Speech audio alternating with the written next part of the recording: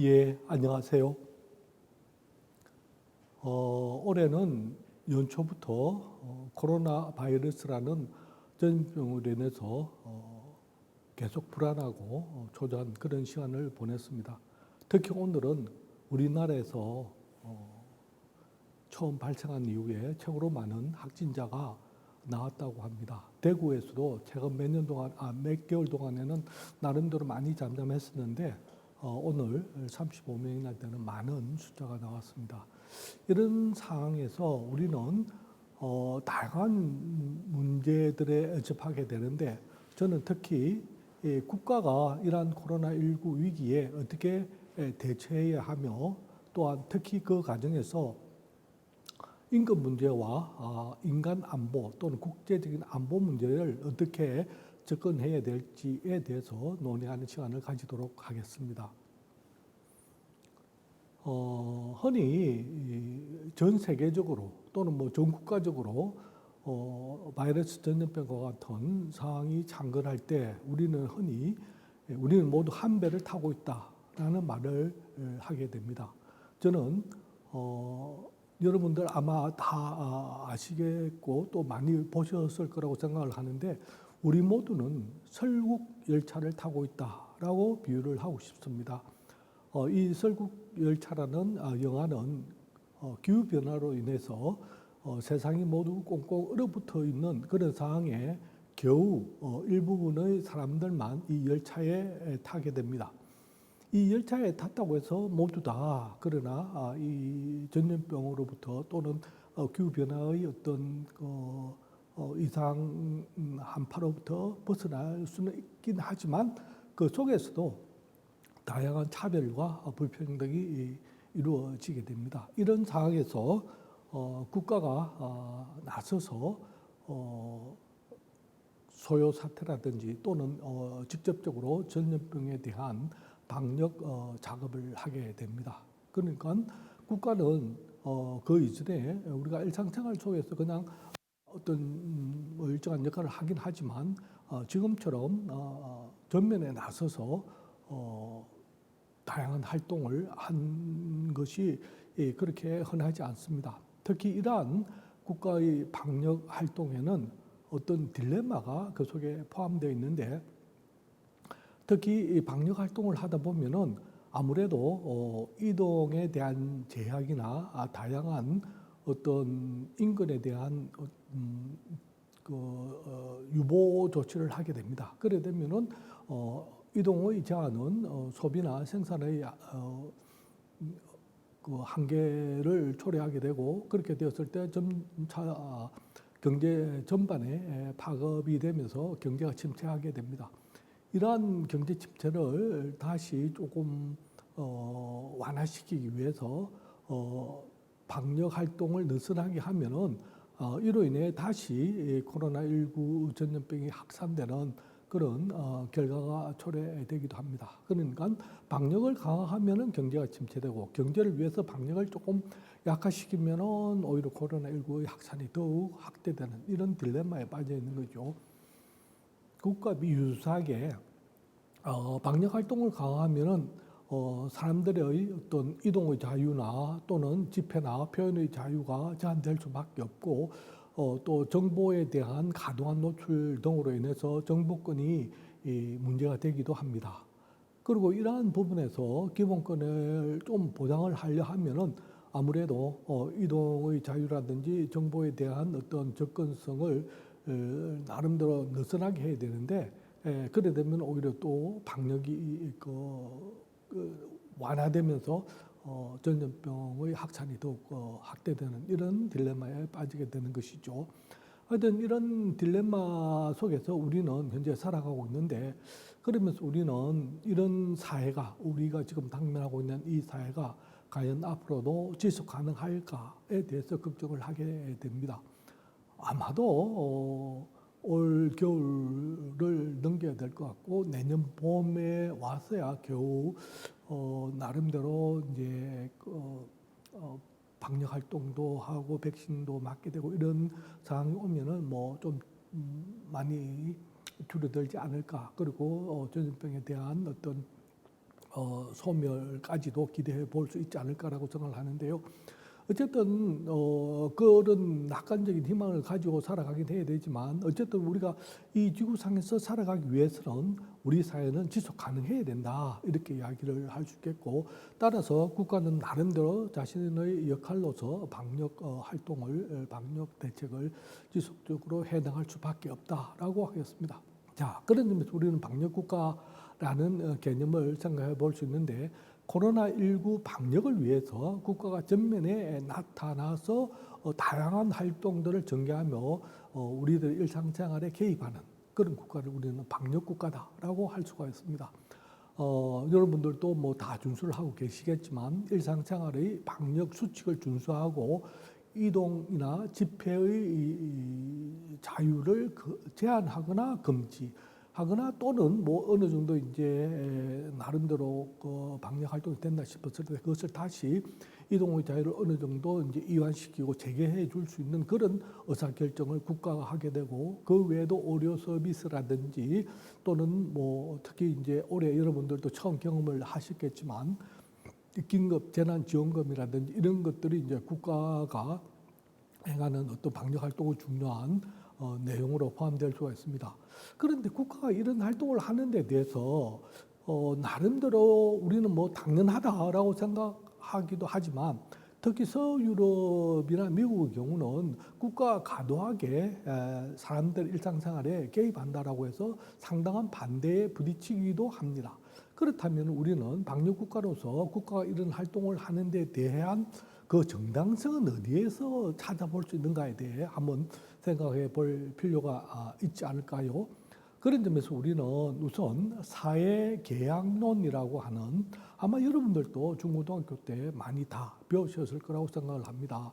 이 사회계약론은 사회 구성원들이 서로 자발적인 합의, 즉 계약을 통해서 자신이 가지는 전부적인 무제한의 자유를 포기하는 대신에 국가가 그것을 보장해 주면서 또 거기에 대해서 이제 일반 시민이나 국민들은 나름대로의 기득권을 획득하는 그런 사회를 상정할 수가 있겠죠. 그건 그런 점에서 이제 사회계약론이라고 하는 이론이 루소라든지 그 외 많은 사람들에 의해서 서구 철학자들이 제안을 했습니다.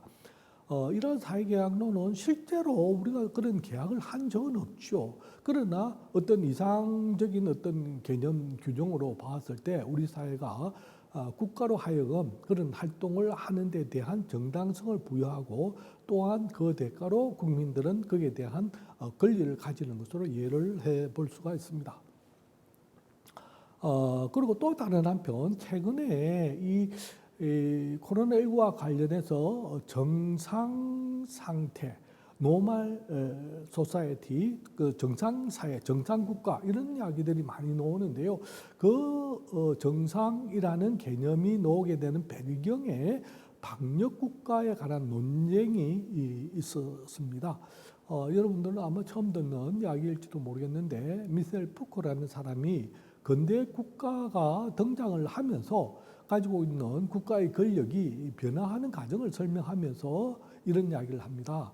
그 근대의 초기 단계에는 규율 권력이라고 해서 국가는 어떤 규율을 정하고 이 규율에 따라라, 그 규율에 따르는 것이 정상 상태다라고 이야기를 합니다. 그러면서 그 규율을 따르지 않는 사람에 대해서는 생사 여탈권을 가지는 것이 이제 국가의 권력이었는데요.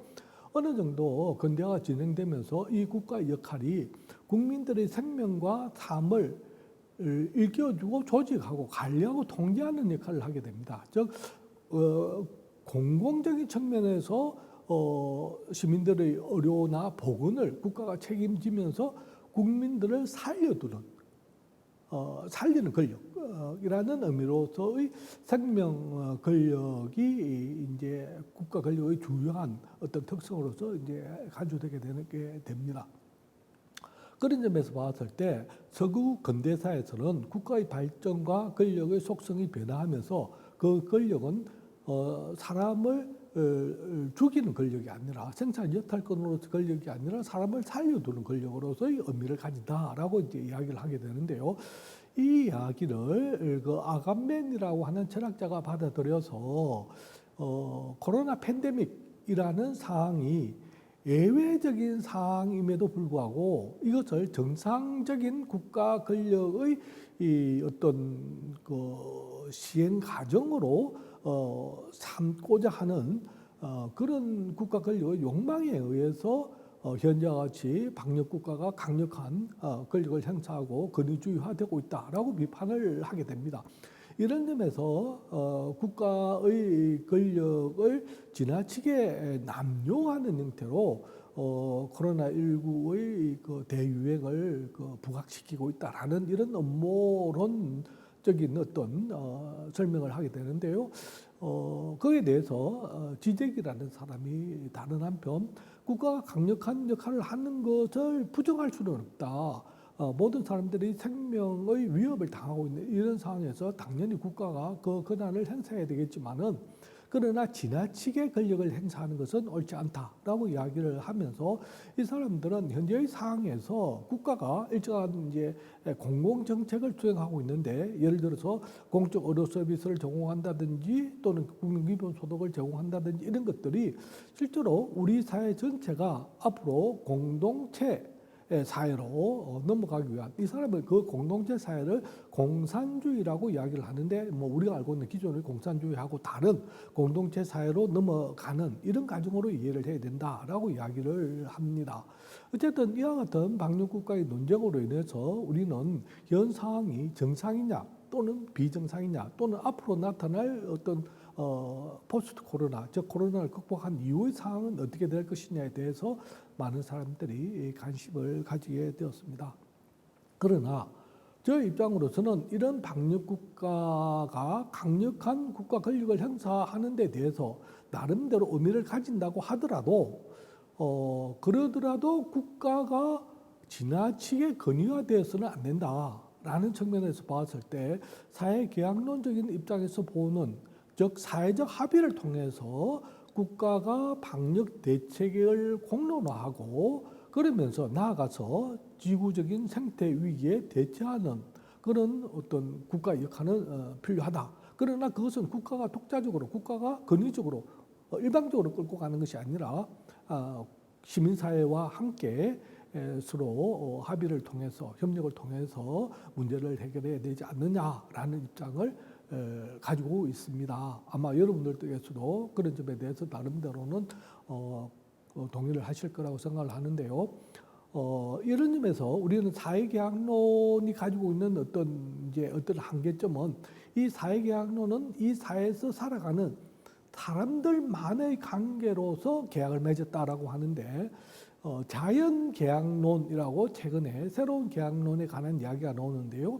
이 자연계약론은 이 지구상에서 살아가는 인간뿐만 아니라 모든 비인간들이 함께 서로 이 지구상에서 자신의 생명을 보존하고 서로와 서로를 위해서 서로 공생하는 그런 계약을 맺었다라고 가설적으로 설정하고 이것을 실현하기 위해서 노력해야 된다라는 그런 자연계약론적인 사고도 나오게 됩니다. 그런 점에서 봤을 때 우리는 이 사회가 단순히 사람들만의 사회가 아니라 사람과 동식물과 무생물과 이 지구 전체가 함께 서로 자신의 어떤 가치와 생명을 가지고 함께 살아가는 사회로 만들어내야 되지 않을까라는 생각을 해볼 수가 있겠죠.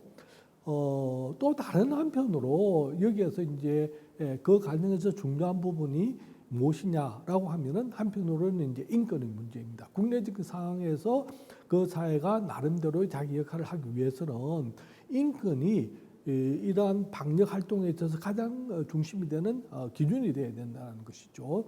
그래서 전체주의적 감시 체제가 아니라 인권을 최대한 보장해주는 그런 사회로 나아가야 되고 또 국제적인 관계에 있어서도 개별 국가의 국수주의적 또는 국가주의적인 어떤 고립이 아니라 서로 연대하고 지구적으로 협력하는 이런 사회로 나아갈 때 우리는 코로나19의 대유행을 이겨낼 수 있지 않을까라는 생각을 해볼 수가 있겠습니다.